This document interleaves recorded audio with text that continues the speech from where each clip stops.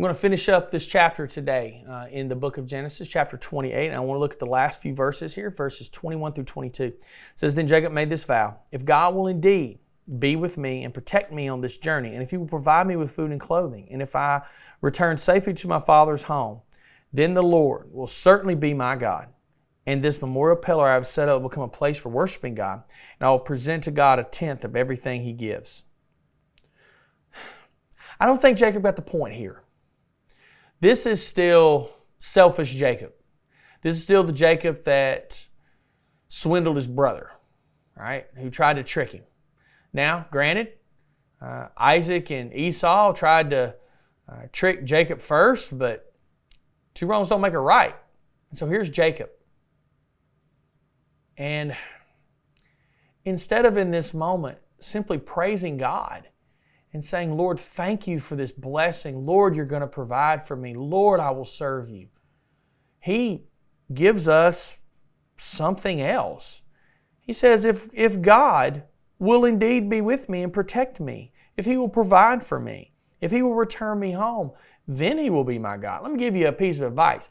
He's your God if you worship Him or not.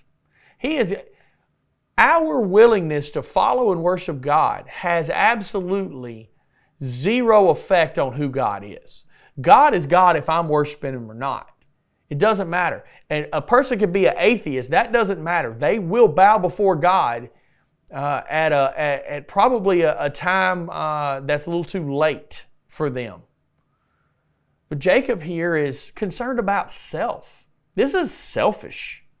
He's concerned about what God can do for him, not the fact that he just met a holy God. And he should be praising Him and thanking Him and trusting Him. He's giving God a bunch of if-thens. You know, if you do all these things for me, then you'll be my God. Wrong attitude. Bad attitude in the middle of this. I mean, let's stop and think about it here. Break this down for a second. Think about God's promises and what God says to him. He says, I'm the Lord your God. And He says, I will give to you. I will be with you. I will not leave you until I've done everything that I have told you I would do. Okay, sounds great. Then how does Jacob respond? Jacob's vow to God, if you will be with me, if you will protect me, if you'll point me in the right direction, if you'll give me food and clothing so that I can come back to my father's house. See, God's vow was focused on him and what he could do for Jacob.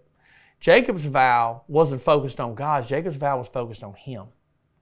It was like all about me. Jacob was me.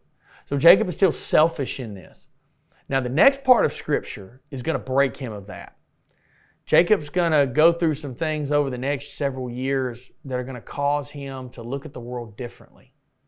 He's going to have some problems. And God uses those to break him of some of these things, to change him, to make him better, to make him the man he needs to be to carry on this promise.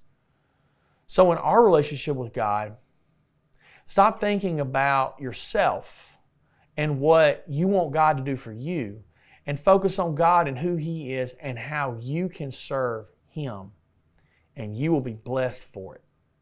Have a good one. We'll see you again for chapter 29.